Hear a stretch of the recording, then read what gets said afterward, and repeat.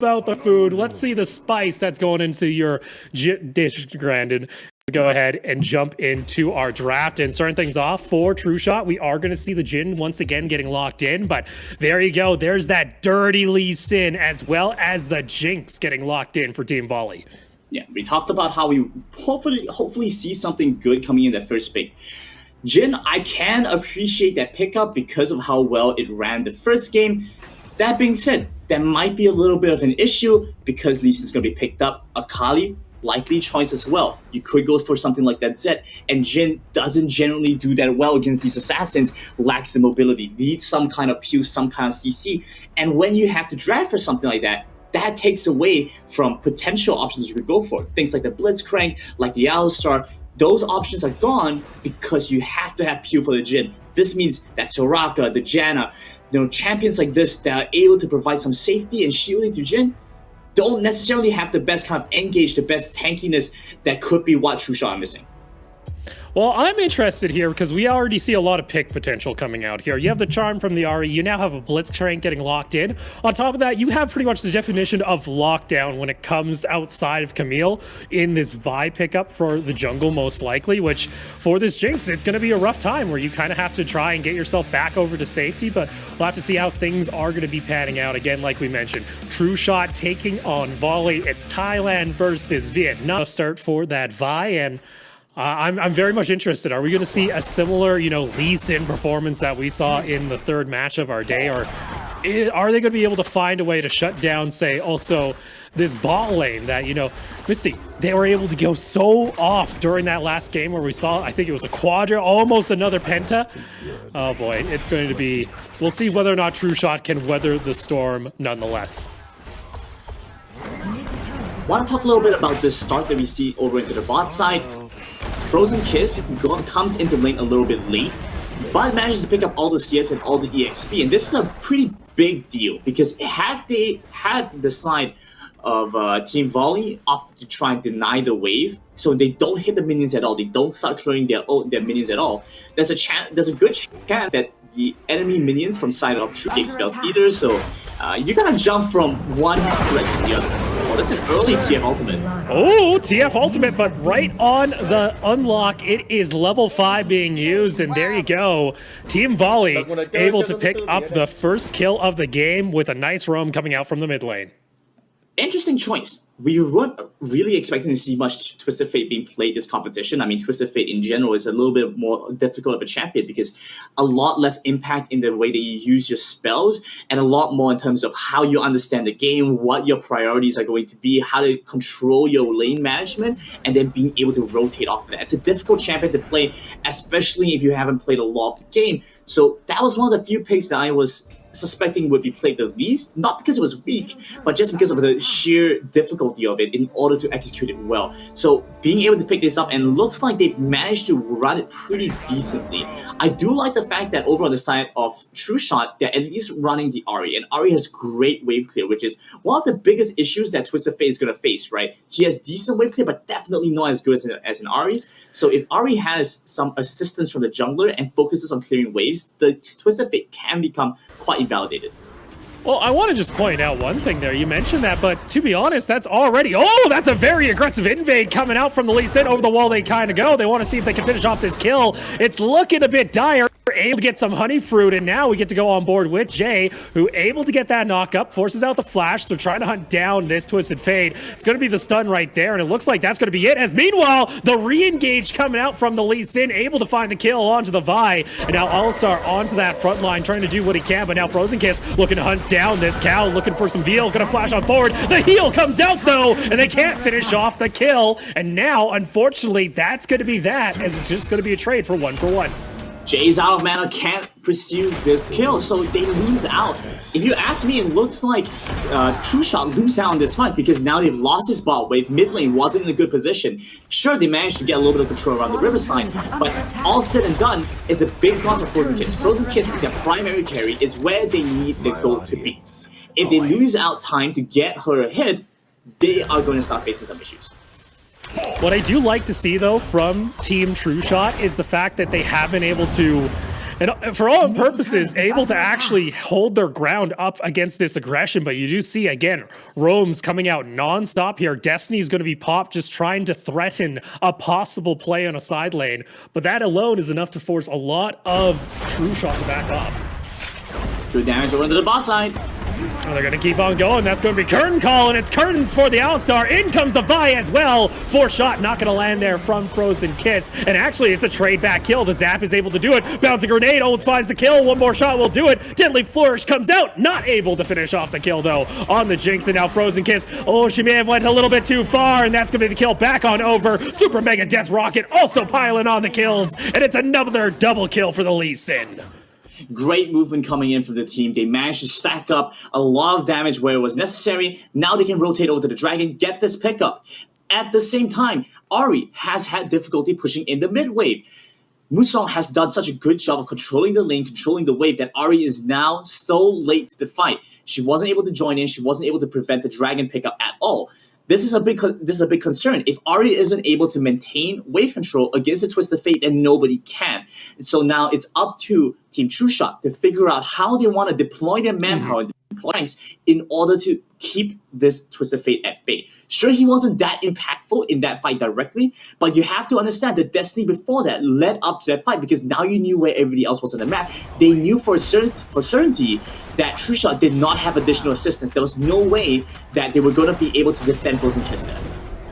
You saw there maybe a rotate going up toward this bot side, as that's going to be the knock up. The poor Blitzcrank underneath the tower, able to get himself back to safety. In comes that Deadly Flourish. Super Mega Death Rocket does not find a kill, and now the Zap is going to land. The exhaust was there. Flash is burned left and right, and guess what? It's that Twisted Fate once more. Curtain Call going to be used, but unfortunately, health bar is maybe a little bit too healthy, and that's going to be 4-shot connecting, but not finding the kill, as the Alistar is able to limp away. Meanwhile, we saw Akali on the top side finds one kill and forces that Olaf to back off underneath tower. Good pickup for the first kill. Gets the first turret as well, but transitioning this into the next step is going to be difficult. Like you mentioned, Frozen Kiss is going to be a champion, or is playing a champion that has difficulty dishing out consistent damage.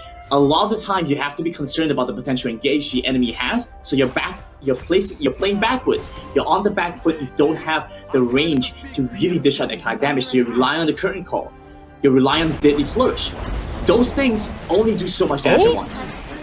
There you go. That's going to be a kill going on over to the Jhin. And without a tower, actually, this bot lane pretty far forward. Shots are going to come on through. Should be able to finish it off here. Looks like the Blitzcrank is going to have to secure. Deadly Flourish comes out. Not able to connect. But like we mentioned, that rocket grab will seal the fate of the Alistar. And unfortunately there, we saw Musong not able to get over in time with that Twisted Fate. And here we go. Bot lane of Trueshot starting to pick up pace. Really good transition to move away from trying to get the jungler hit to playing entirely around this bot side. So kind of ignoring any issues the jungler might have. And it looks pretty indicative of that, right? Vi so far hasn't had that much assistance in terms of what she's doing. She's kind of been given the free reign to choose in this side. Mid lane having a fight breaking out though. That's pretty aggressive coming out here from the Lee Sin. Over the wall they go. The Akali gets grabbed mid-dash. Underneath the tower, under they go, and able to find the kill. Not able to finish off with the Curtain Call. Super Mega Death Rocket also going to connect. Frozen Kiss has to be careful here as Rift Herald is popped. And that should be this mid lane tower going down, as unfortunately, they just don't have the wave clear. Lacking wave clear, Jhin does have pretty decent means to try to delay this push, but it's definitely going to be difficult with the Rift Herald. They have to find some other way. Flashing forward with the That's aggressive. Looking for the kill. That's very aggressive, but they're not able to finish it off. In comes the Olaf, though. Misty going hyper aggressive, gets the excited, and there you go. Has the move speed to get over to safety, but that is the second tier tower in mid lane, just barely surviving. So another opportunity here for the side of Volley to maybe open up the midsection of the map, but you do see Trueshot able to punish some of this over aggression.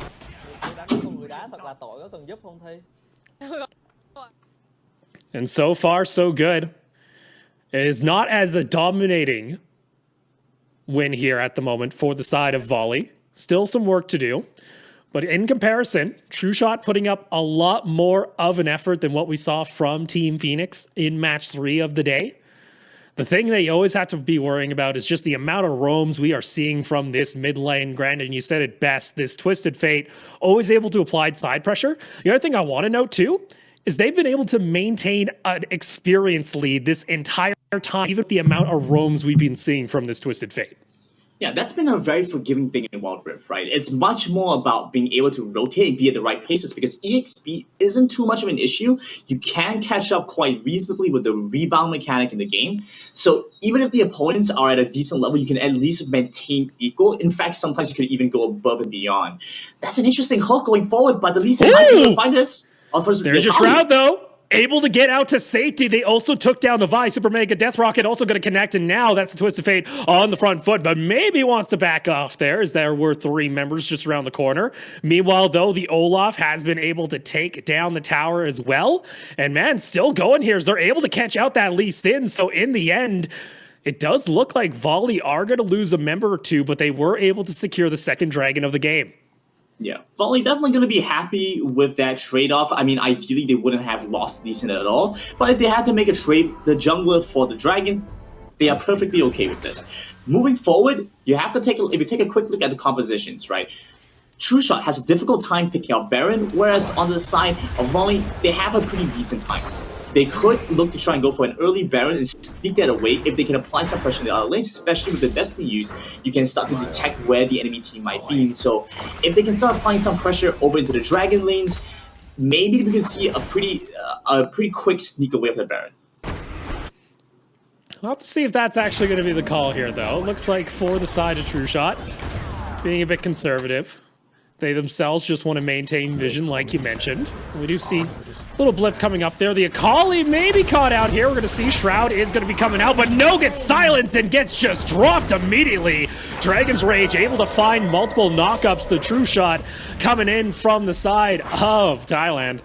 I love that. I love Trueshot. This Trueshot had perfect clarity on what they needed to do in that instance. Right? They recognized that Baron was a potential threat that Team Volley could go for. Wow, great grab. Jai being pretty on point when it comes to these hooks, but now Curtain Call is going to be popped here as they want to try and get what they can. In comes the down damage, in comes the kick possibly from the Lee Sin. The knockup is there, and they still can't finish off Frozen Kiss. Goes into stasis, trying to do what they can, but unfortunately the Jhin will be popped down out of the Guardian Angel. We'll see if they can survive. The case is they can. Can they find 2? They will, as there you go. The rest of the team pilot 4th, but it's a triple kill on over to the Twisted Fate. And now Destiny going to be popped, seeing if they can cut off the retreat path for this squad. In the end, that is going to be that as the Blitzcrank able to walk away to safety. What a fight starter.